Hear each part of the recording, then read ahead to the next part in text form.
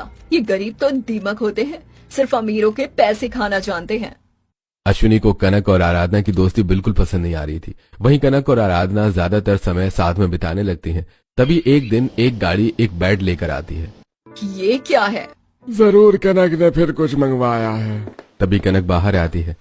Mummy जी, पापा जी, मेरी new bad आ गई है। फिर से नया बेड? पहले वाला खराब था क्या? नहीं मम्मी जी, लेकिन ये वाला ज्यादा अच्छा है। आप लोग बेड को ऊपर पहुंचाइए। मजदूर बेड को ऊपर कमरे में ले जाने लगते हैं। कनक की न्यू बेड को मजदूर ऊपर वाले कमरे में चढ़ा रहे होते हैं। ध्यान से ले जाना, ये बेड बहुत महंगी है। मजदूर बेड को सीढ़ियों से ऊपर ले जा रहे होते हैं। इतनी भारी बेड ऊपर ले जाना ठीक है? मम्मी जी, कुछ नहीं होगा। तभी अचानक मजदूर का पैर फिसल जाता है।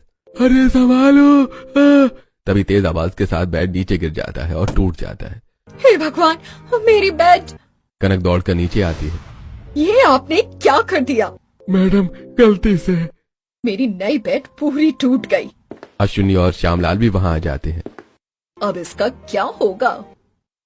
मेरा बेड सब खराब हो गया। मजदूर सिर झुकाकर खड़े रहते हैं और टूटे हुए बेड को एक तरफ रख देते हैं। कनक अपने कमरे में जाती है और टूटी हुई बेड देखकर उदास हो जाती है। अब मैं कहाँ सोऊंगी? कनक दूसरे कमरे में जाती है। आज मुझे दूसरे कमरे में सोना पड़ेगा। हाँ, आज यहीं सो जाओ। कनक को दूसरे कमरे में बिस्तर बिछाकर सोना पड़ता है। ये बेड बिल्कुल आरामदायक नहीं है। कनक करवटें बदलती रहती है। मेरा अपना बेड कितना अच्छा था। कनक पूरी रात करवटें बदलती रहती है और इसी तरह सुबह हो जाती है। कनक गुस्से में अमित के पास जाती है और उससे कहती है, अमित, मेरी नई बेड टूट गई। हाँ, पर अब क्या कर सकते हैं?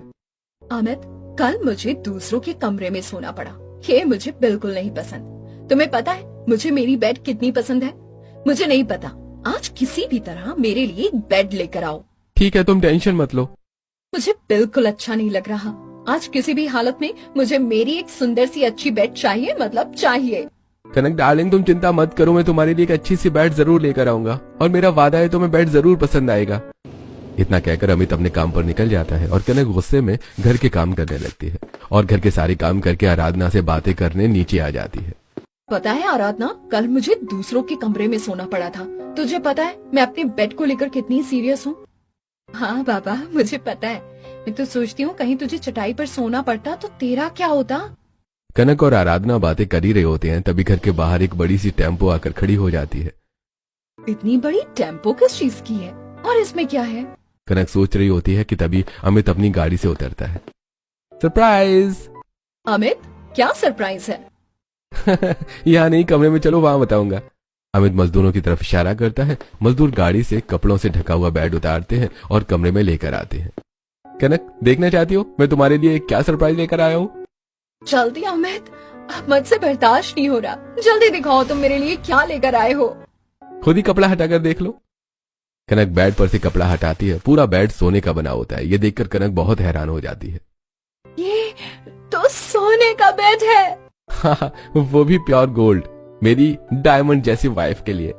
ये सोने का बेड तुम मेरे लिए लेकर आए हो? ये सोने का बेड मेरा है? हाँ हाँ, बिल्कुल तुम्हारे लिए। अमित, तुम कितने अच्छे हो। कनिका बहू, अब ये बातें सब जगह मत बता देना।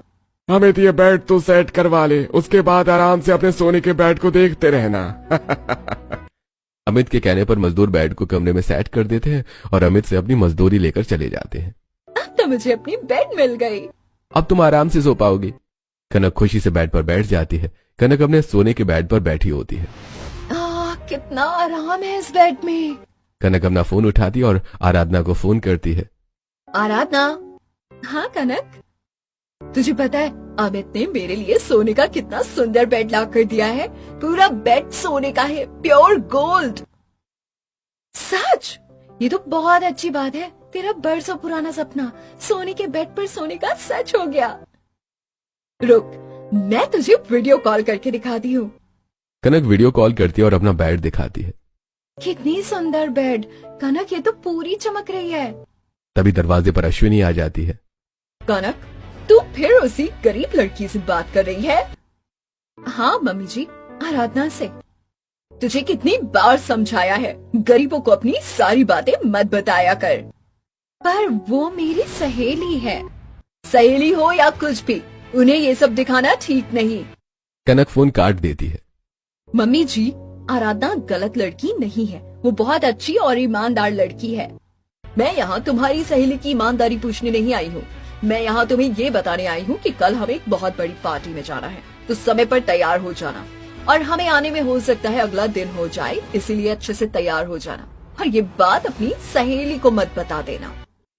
इतना कहकर अश्विनी जाती है और कनक नीचे आराधना से मिलने चली जाती है। सच में कनक, यह देखकर ऐसा लगता है जैसे पुरानी यादें फिर से ताजा हो गई। वैसे तूने बताया नहीं तेरी शादी कैसे हुई? मेरी तो लव मैरिज हुई है। अमेरिका में एक दिन मैं दादी का चेकअप कराने उन्हें अस्पताल लेकर गई थी, पर मुझे वहाँ कुछ समझ ही नहीं आ रहा था। तभी वहाँ पर अमित मुझे मिला, उसने मेरी बहुत हेल्प की और पूरा अमेरिका भी घुमाया। फिर वहीं हमारी दोस्ती हुई और एक दिन अमित ने मुझे प्रपोज कर दिया। फिर हम लोगों ने शादी कर ली और शादी के बाद डिसाइड किया कि हम वापस इंडिया जाकर रहेंगे। कनक और आराधना बातें कर ही रहे होते हैं कि तभी अश्विनी कनक को आवाज देकर ऊपर बुलाती है। क्या हुआ मम्मी जी? तुम कब से उस गरीब लड़की से बातें किए जा रही हो? हमारे खानदान में कोई गरीब लोगों से किसी तरह का रिश्ता नहीं रखता है। मम्मी जी, पर वो मेरी बहुत पुरानी सहेली है, हम दोनों पक्की सहेलियां हैं और आज 1 साल बाद वो मुझसे मिली है और आप कह रही हैं उससे बात मत करो। हाँ बहू, तुम्हारी सास बिल्कुल सही कह रही है। इन गरीबों की कोई जात नहीं होती है, जहाँ अमीर देखे नहीं बस लपक पड़ते हैं। मेरे ससुराल वाले तो बिल्कुल मेरी माँ की तरह बातें कर रहे हैं। आप लोग आराधना को गलत समझ रहे हैं, वो ऐसी लड़की नहीं है। कनक, आराधना चाहे जैसी भी लड़की हो, पर वो गरीब है। हमारे परिवार का गरीबों से कोई रिश्ता नहीं होता है। तुम भी आराधना से कभी बातचीत नहीं करोगी, ना ही उससे कोई रिश्ता रखोगी। इसी तरह अश्विनी और श्यामलाल कनक को आराधना के खिलाफ बहुत भड़काते हैं, पर कनक उनकी बातों पर ध्यान नहीं देती। अगले दिन अश्विनी, कनक और पूरा परिवार अच्छे से तैयार हो रहा होता है।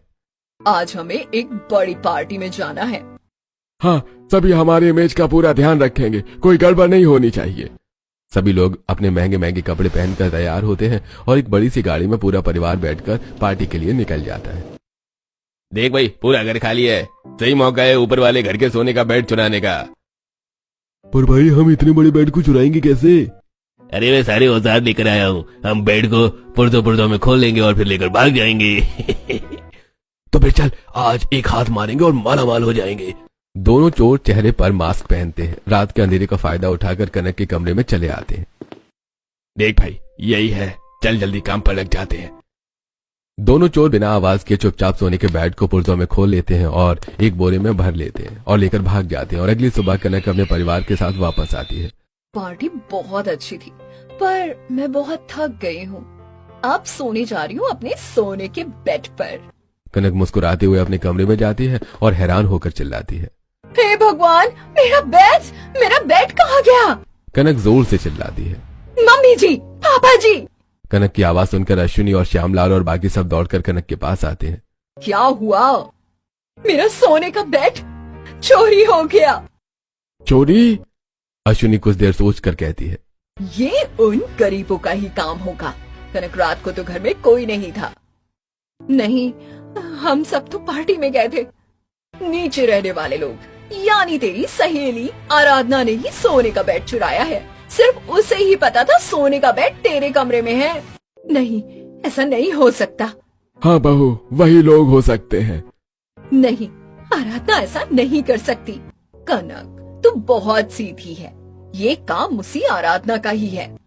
अश्विनी और श्यामलाल कनक के कान भर देते हैं, जिससे नाराज कनक नीचे आराधना के करके बाहर आती है। आराधना, बाहर आ आराधना। कनक, क्या हुआ? इतनी जोर से क्यों चिल्ला रही है? मेरा सोने का बेड कहाँ है? क्या? कौन सा बेड? जो कल मैंने तुझे दिखाया था। कनक, मुझे क्या पता तेरा बेड कहाँ है? झूठ मत बोल, तूने ही मेरा बेड चुराया है। मैं क्यों चुराने लगी तेरा सोने का बेड? क्योंकि तू जलती थी। मुझसे मम्मी, सासू माँ सब यही कहते हैं, तुम गरीब दीमक ही होते हो। मौका मिला नहीं कि मेरा सोने का बेड चुरा लिया। कनक, मेरे ऊपर झूठा आरोप मत लगा, मैंने कुछ नहीं किया है। आराधना की आंखें भर आती हैं। आराधना, मुझे मेरे बेड बहुत पसंद है, चुपचाप मेरा बेड दे दे। मेरा पूरा शक तेरे ऊपर ही है। कनक, तेरा सोने का बेड मैंने नहीं चुराया है। तूने ही चुराया है। तू चटाई पर सो के परेशान हो गई थी, अब तू चाहती है सोने के बेड पर सोना। अगर तुझे सोने के बेड पर सोना ही था तो एक बार मुझसे कह दिया होता। अपनी गरीबी दिखाकर सोने के बेड को चुराने की क्या जरूरत थी। कनक की बातें सुनकर आराधना लड़खड़ा पड़ती है। आराधना के ससुराल वाले आराधना को संभालते हैं और कनक को समझने की कोशिश करते हैं। कनक, तुम भी मुझ पर शक कर रही हो? तूने भी मुझे गरीब मानकर मुझे चोर बना दिया। कनक और आराधना में जुबानी जंग छिड़ जाती है। तभी अमित पुलिस के साथ दोनों चोरों को पकड़कर लेकर आता है। कनक, आराधना ने कुछ नहीं किया है, उसे कुछ मत कहो। तुम्हारी सोने की बेड इन चोरों ने चुराई है। जा कनक, तेरी सोने की बेड मिल गई। अब आराम से सोने के बेड पर सो और आइंदा मुझे अपनी सहेली मत कहना। आराधना, मुझे माफ कर दे, मुझसे गलती हो गई। मैंने तुझ पर शक किया। नाराज तो मैं तुझसे कभी नहीं थी, पर दुख इस बात का है कि मेरी इतनी पुरानी सहेली ने मुझ पर चोरी का इल्जाम लगाया। मुझे माफ कर दे आराधना, मैंने तेरे ऊपर शक किया। मेरे सास ससुर ने तेरे खिलाफ मेरे कान भरे थे। कनक, मुझे तेरी तरह सोने के बेड पर सोने का कोई शौक नहीं है। मैं चटाई पर सोकर भी वही नींद लेती हूँ जो तू सोने के बेड पर सोकर लेती है। मुझे माफ कर दे आराधना, मैं सोने के बेड के लालच में अंधी हो गई थी, अपनी दोस्ती भूल बैठी थी। मुझे माफ कर दे मेरी प्यारी दोस्त। कनक अपनी गलती मानकर आराधना को गले लगा लेती है और आराधना भी कनक को माफ कर देती है।